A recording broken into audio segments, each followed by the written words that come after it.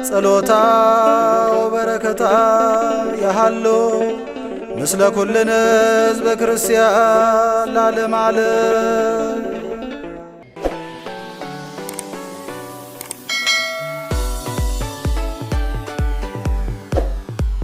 የዳግም ምጽአት ዕለት የሚታሰቡበት ቀናት። እነዚህ ቀናቶች እነማን ናቸው? እግዚአብሔር ሆይ የአባቶቻችንን ሐዘን ተመልከት፣ እንደ ይቅርታህም ብዛት ማረን፣ ይቅር በለን፣ አድነን። ለቅድስት ቤተ ክርስቲያናችን ሰላምን፣ አንድነትን፣ ፍቅርን ስጠን። ሁላችንም በያለንበት በጸሎት እንትጋ። ልዑል እግዚአብሔር ሀገራችንን፣ ቅድስት ቤተ ክርስቲያናችንን ከክፉ ነገሩ ሊጠብቅልን። ሰላም ጤና ይስጥልን። ውድ የቻናላችን ተከታታዮች እንደምን ቆያችሁን? እንኳን ለሰሙነ ሕማማት በሰላም አደረሳችሁ። ክርስቲያኖች የክርስቶስን ውለታ እያሰቡ እጅግ የሚያዝኑበት፣ የሚያለቅሱበት፣ የሚሰግዱበት፣ ቤት ንብረታቸውን ትተው ከሌላው ቀናት ጊዜያት በተለየ መልኩ ቤተ ክርስቲያናቸውን የሚማጸኑበት፣ ጠዋት ማታ ደጅ የሚጠኑበት፣ ኀጢአታቸውን በቤተ ክርስቲያን አደባባይ ለካህኑ የሚናዘዙበት በዓመት አንድ ጊዜ ብቻ የሚገኝ ሳምንት ነው። በዚህ ሳምንት በመራብ በመጠማት በመውጣት በመውረድ በመስገድ በመጸለይ በመጾም በየሰዓቱ የጌታችን የኢየሱስ ክርስቶስን ጽዋትወ መከራዎች በማሰብ አብዝቶ ይሰገዳል። መከራውን፣ ሕማሙን፣ ድካሙን የሚያስታውሱ ከቅዱሳት መጻሕፍት ኢሳይያስ፣ ኤርምያስ፣ መዝሙረ ዳዊት፣ ግብረ ሕማማት ወዘተ በየሰዓቱ ይነበባል። መስቀል መሳለም የለም። ካህናትም እግዚአብሔር ይፍታህ አይሉም። የሳምንቱ ሥርዓተ ፍታት አይደረግም። ይኸውም ይህ ሳምንት ከሞት ወደ ሕይወት የተሸጋገርንበት፣ ከጨለማ ወደ ብርሃን የተጓዝንበት የመሸጋገሪያ ወቅት ምሳሌ በመሆኑ ነው። በዕለተ ምጽአት የመላእክት የመለከት ድምፅ በማሰማት የዳግም ምጽአትን ዕለት ለማሳሰብ ምእመናን ጥሪውን ሰምተው ለዚህም አስቀድመው ተዘጋጅተው የበዓሉ ታዳሚዎች መሆናቸውን በማጠየቅ በዚህ ሳምንት ዲያቆኑ ቃጭል እየመታ በየሰዓቱ ምእመናኑን ያሳስባል። እኚህ ዕለታት ሰሙነ ሕማማት ይባላሉ። ሰሙነ ሕማማት ምንድን ነው? ከዕለተ ሆሳዕና ሰርክ እስከ ትንሣኤ ሌሊት ያለው ጊዜ ወይም ቀናት የሚያመላክት ነው። ሐመ ማለት ታመመ ማለት ሲሆን ይህም የሰውን ዘር ሁሉ ከዲያብሎስ ባርነት ነፃ ለማውጣት ጌታችን አምላካችን ኢየሱስ ክርስቶስ በፈቃዱ የተቀበላቸውን ጽዋትወ መከራዎች የሚያሳስብ ነው። ዕለታቱ የዓመተ ኩነኔ ወይም የዓመተ ፍዳ ምሳሌዎች ናቸው። በሰሙነ ሕማማት የሚገኙ ዕለታትና ስያሜያት። ዕለተ ሰኑይ ወይም ሰኞ። ይህ ዕለት አንጽሖተ ቤተ መቅደስ ወይም የቤተ መቅደስ መንጻትና መርገመ በለስ የተፈጸመበት ዕለት ነው።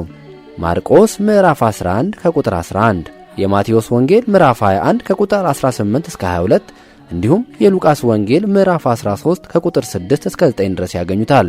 ወንጌላዊ ቅዱስ ሉቃስ ወመስለ ሎሙ ወይቤሎሙ አሃዱ ብእሲ በለስ ቦቱ ውስተ አጸደ ወይኑ ወሃይወር ይንሳ ፍሬሃ ወይረክብ። ይህንም ምሳሌ አለ።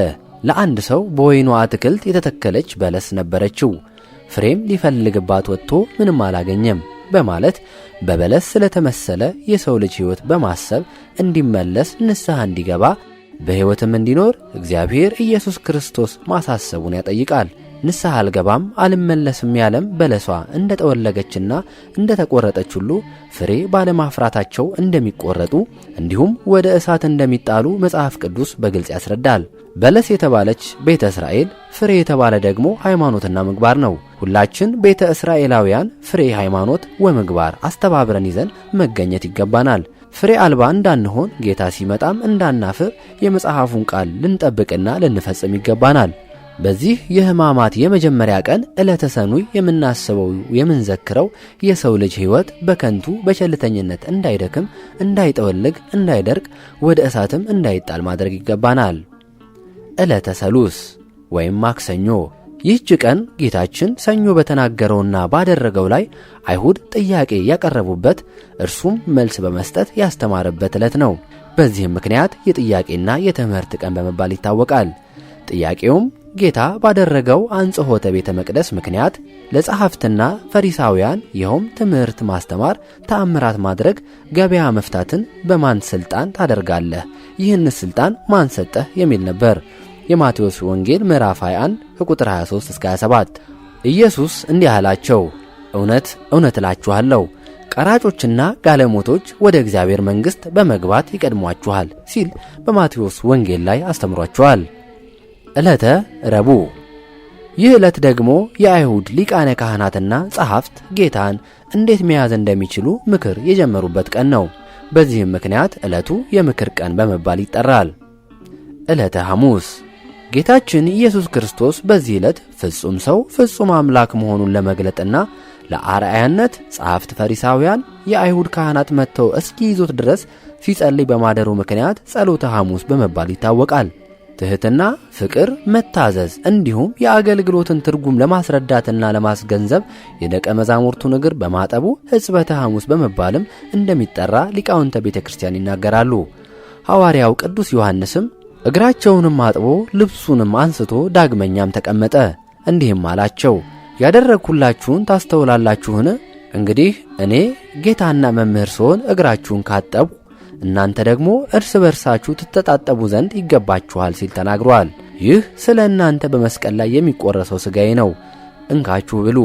ይህ ስለ እናንተ የሚፈሰው ደሜ ነው፣ ከእርሱ ጠጡ በማለት ሚስጥረ ቁርባንን የመሠረተበት ወይም ራሱ ሚስጥረ ቁርባንን የጀመረበት ቀን በመሆኑ የሚስጥር ቀን ተብሎ ይጠራል።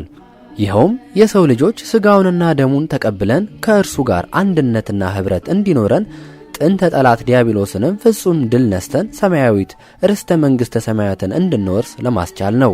አይሁድ ጌታችንን ለመያዝ በእነርሱ ጥበብና ፍላጎት ቀስ ብለው መጥተው የያዙበትን ቀን ስለሆነ በዚህ ዕለት በለሆሳስ ብዙ የድምፅ ጩኸት ሳይሰማ የቅዳሴ ሥርዓት ይፈጸማል። ስለሆነም መላው ሕዝበ ክርስቲያን በዚህ የሕጽበት የሚስጥር የጸሎት ቀን በተባለው በዚህ ዕለት በንስሐ ታጥበው ሥጋ ወደሙ እንዲቀበሉ ቤተ ክርስቲያን በአጽንኦት ታስተምራለች። ዕለተ ዓርብ።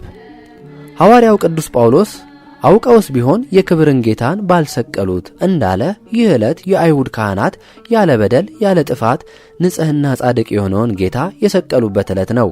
ዕለቱም ጌታችን መድኃኒታችን ኢየሱስ ክርስቶስ የዓለም ሁሉ መድኃኒት ለአዳምና ለልጆቹ ሲል በመልዕልተ መስቀል በቀራንዮ አደባባይ ተሰቅሎ መዋሉን የምናስብበት ታላቅ ቀን ነው። በዚያን ጊዜ አሳልፎ የሰጠው ይሁዳ እንደተፈረደበት አይቶ ተጸጸተ። 30ውንም ብር ለካህናት አለቆችና ለሽማግሎች መልሶ ንጹሕ ደም አሳልፌ በመስጠቴ በድያለሁ አለ። እነርሱ ግን እኛስ ምን አግዶን? አንተው ተጠንቀቃሉ። ብሩንም በቤተ መቅደስ ጥሎ ሄደና ታንቆ ሞተ። የካህናት አለቆችም ብሩን አንስተው የደም ዋጋ ነውና ወደ መባ ልንጨምረው አልተፈቀደም አሉ። ተማክረውም የሸክላ ሰሪ መሬት ለእንግዶች መቃብር ገዙበት። ስለዚያ ያ መሬት እስከ ዛሬ ድረስ የደም መሬት ተባለ። የሰው ልጆች በዘር ኃጢአት ወይም ቁራኝነት ይኖሩበት የነበረው የጨለማ ሕይወት ያከተመበት ፍጹም ድህነት ያገኙባት ታላቅ ዕለት ናት። ክርስቲያኖች ሁል ጊዜ ዕለተ ዓርብ ሲመጣ ሕማሙን፣ ስቅለቱን፣ ሞቱን የሚያስቡበት ጊዜ ነው። በሮማውያን ሕግና ሥርዓት መስቀል የወንጀለኞች መቅጫ ምልክት፣ የሕይወት መቀጫ አርማ ሆኖ ሳለ ለእኛ የዲያብሎስ ድል መንሻ ስላደረገው በስቅለቱና በሞቱም ሕይወትን ስላስገኘ በዚህም ምክንያት መልካሙ ዓርብ በመባል እንደሚታወቅ የቤተ ክርስቲያን አባቶች ያትታሉ። ቀዳሜ ስዑር ወይም ዕለተ ቅዳሜ እግዚአብሔር የሚታዩትንና የማይታዩትን በእግር የሚሄዱትንና በክንፍ የሚበሩትን በባህር የሚዋኙትን እንስሳትን በመጨረሻም ሰውን በአርአያውና በአምሳሉ ፈጥሮ ያረፈበት ዕለት ናት። ይህች የመጀመሪያዋ ቅዳሜ ለእግዚአብሔር የዕረፍት ዕለት ናት። እግዚአብሔር ስነ ፍጥረትን ፈጥሮ ስላረፈባት ሰንበተ አባይ ወይም ታላቋ ሰንበት ትባላለች። ታላቋን ሰንበት እስራኤላውያን እንዲያከብሯት ታዘዋል። በዘፍጥረት ምዕራፍ 1 ከቁጥር 3። ዕለተ ቀዳሚት ወይም ሰንበተ አባይ በዘመነ ሐዲስም የተለየ የድህነት ሥራ ተከናውኖባታል። ጥንት ስነ ፍጥረትን በመፍጠር ዕረፍት እንደተደረገባት ሁሉ የፍጥረት ሁሉ ቁንጮ የሆነውን አዳምን ለማዳን ሕማምና ሞት የተቀበለው ቸሩ አምላክ በመቃብር አርፎባታል። በዚህች ዕለት ጌታችን ኢየሱስ ክርስቶስ በከርሰ መቃብር አርፎ የዋለባት ዕለት በመሆኗ ቀዳሜ ስዑር ትሰኛለች። ስዑር ቀዳሜ የተባለችው በዓመት አንድ ቀን ስለምትጾም ነው። ምክንያቱም እናቱ ድንግል ማርያም ወዳጆቹ ቅዱሳን ሐዋርያት ጌታ ተላልፎ ከተሰጠበት ዕለት አንስተው ብርሃነ ትንሣኤውን እስኪያዩ ድረስ እህል ውሃ ባፋቸው አልዞረም።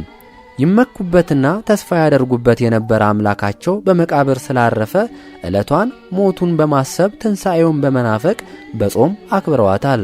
ከቅዱሳን ሐዋርያት ሲወርድ ሲወራረድ በመጣው ትውፊት መሠረት ቅዱሳን ሐዋርያት በማዘን በመጾምና በመጸለይ ዕለቷን እንዳከበሯት የተዋህዶ ልጆችም የተቻላቸው ከአርብ ጀምረው የሚያከፍሉ የሚጾሙ ለሁለት ቀን እህል ውሃ ሳይቀምሱ ያድራሉ። ያልተቻላቸው ደግሞ አርብ ማታ በልተው ቅዳሜን በመጾም ትንሣኤን ያከብራሉ።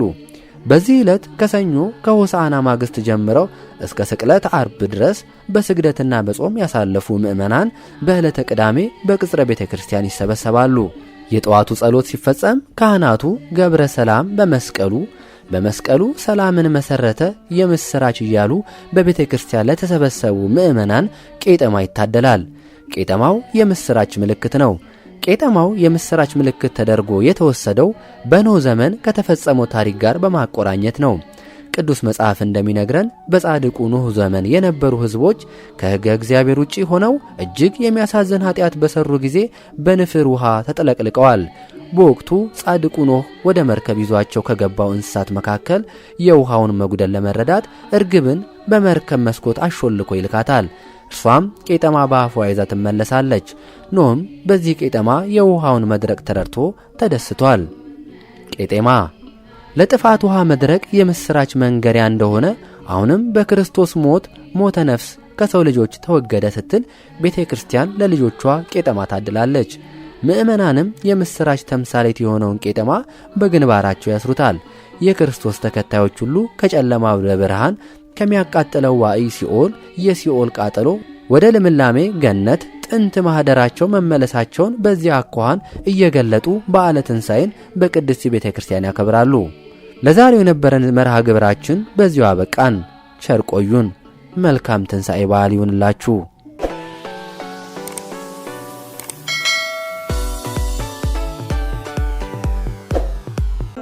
ጸሎታ ወበረከታ ያሃሎ ምስለ ኩልነ ሕዝበ ክርስቲያን ለዓለመ ዓለም